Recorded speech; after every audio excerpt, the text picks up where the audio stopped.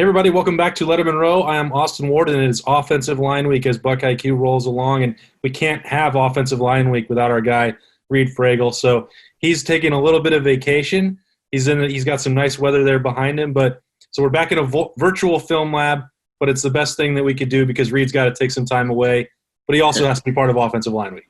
Yeah, Austin, thanks for having me on here. I was a little bummed when I heard that you guys were doing O-line week when we just so happened to be down here for the week in Hilton Head. So love to hop on, though, and go over some film with you while we can. All right, so the number one question that I've got this week and maybe even back to the spring is this offense is so dynamic. There's so few things that are wrong with it that you nitpick some of the flaws. And if you look at where that was for Ohio State and the big guys up front, gave up a lot of sacks. But there are a number of things that can go into that. Some of them are just purely on Justin Fields. But when you look at this unit and the pass protection, how much room for growth do you see, or how much concern did you even have with it last year? I honestly, I didn't really have that much concern with it last year. There's always room for improvement. I don't think the guys should ever feel complacent with how they're performing. I think, like you said, there's some sacks given up, whether those are coverage sacks or, maybe some of them around Justin. You can't really pinpoint who got those sacks as a whole. I mean, you have sacks that need to be eliminated.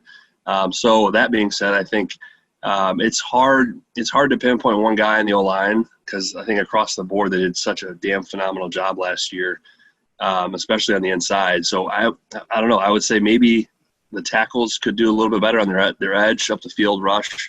But picking up stunts and everything, I thought they did a damn good job last year. I feel bad even saying it, a little bit of negative stuff about them because they did so well.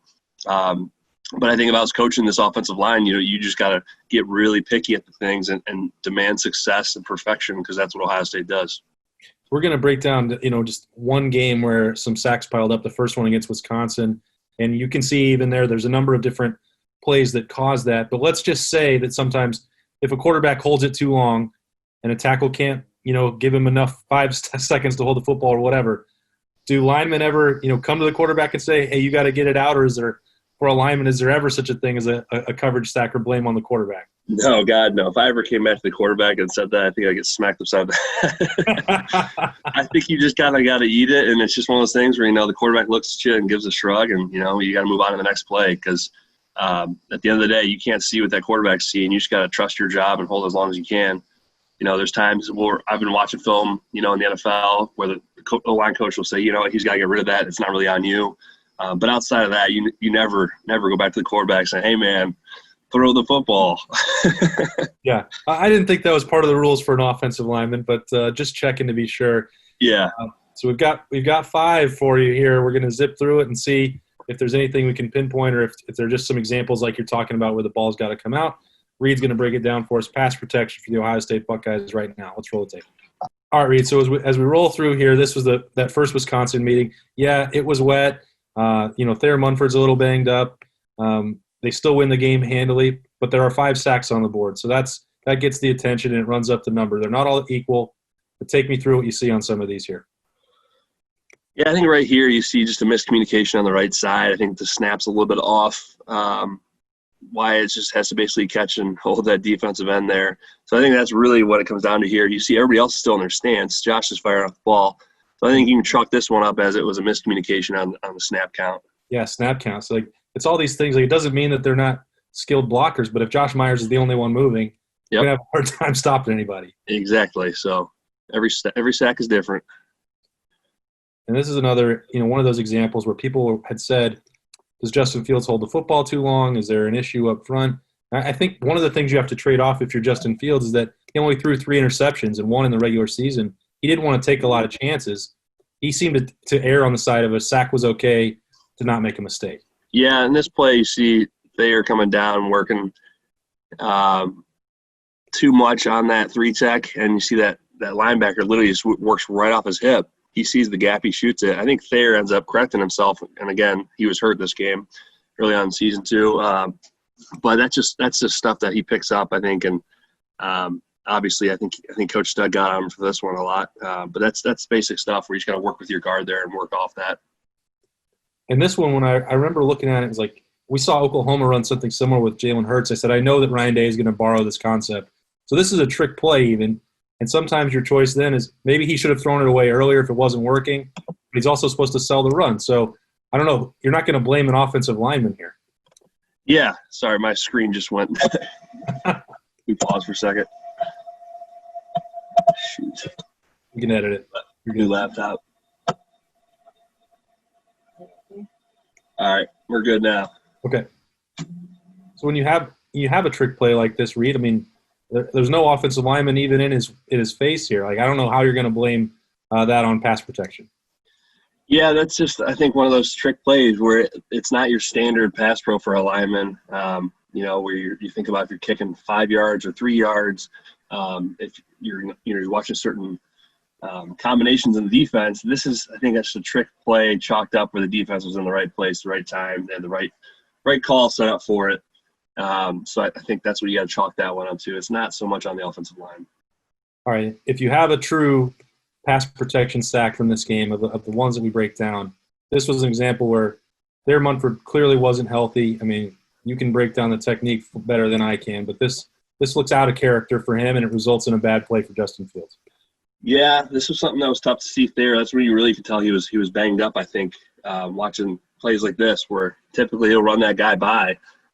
His athleticism is no question probably one of the best on the offensive line. So this was a rarity, I think, for Thayer. He gets kind of pulled down there. He's not kicking far back. So, again, I think he chalked this one up as Thayer was a little banged up this game, and no question he fixes that later on in the season. Yeah, he talked about that after the game. Like, everybody saw what happened, that he was, hobbling around a little bit. He didn't like – no offensive lineman likes to talk about being injured and use that as an excuse. But, I mean, we can see what it was. We know that that's not their Munford at full strength out there. Exactly. Nobody likes to talk about it, though, if you're in that position. All right, and here's another one where you've talked about that too with young guys understanding different looks and stunts and pressures, and it's rare that you're going to see these two guys in the middle get beat, but you got somebody going right between them. This one, I think it's if you had to put it on somebody, it's on Wyatt. He's got to come off of that end. There's no need to have two guys, the tackle and the guard, both on the solo guy in the back end. You see the backer drop. Wyatt still stays out there. He's got to come down and see that. And work back with his other three. So I think, again, this is something Wyatt, I mean, these guys all had these moments in this game where you look at their play later on in the season, and they've without a doubt have corrected these mistakes tenfold. So this one, I think Wyatt is out of place. Josh Myers tries to come back and see it. He technically could be working those 3 for 3 on that side. But Wyatt, seeing that backer drop, tackle gives a go call.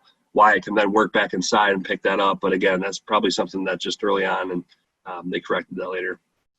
And I think it's important to remember, too, the context for this game was Wisconsin coming in as one of the best defenses in America. It's not like this was Rutgers piling up a bunch of sacks. I mean, that's a talented defense. And, Wyatt Davis is well-executed defensive plays. It's not, like to your point, these are not – some average Joes are playing against. These are well-executed defensive schemes that just caught us a little bit off guard where maybe this was, a team that they needed to see these stunts executed at this level of talent to kind of better themselves. So I think that's kind of what you saw here is these guys are firing on all cylinders on defense, and, we're just a kick or two off, a second or two off, coming off a block like that. So where later on they're more hyper-aware of this playing against a high-caliber team. Yeah. It was still just the first year starting there for Josh Myers, first year for Wyatt Davis, which is easy to forget since he wound up being an All-American. But got to figure that those are going to get corrected, and that Ohio State, hey, they were still the best offense in the Big Ten, one of the best in America. I think the offensive line had something to do with that.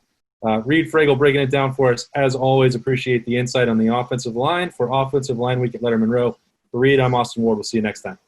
Thanks for watching. Subscribe below to get the latest videos from Lettermen Row. We got Letterman Live, we've got the practice report, we got rapid reaction. Hey, and we got BuckIQ with Zach Bourne. For sure. We got recruiting breakdowns with Berm. We got whatever you need. Ohio State football and Ohio State athletics, we've got you covered here at Lettermen Row.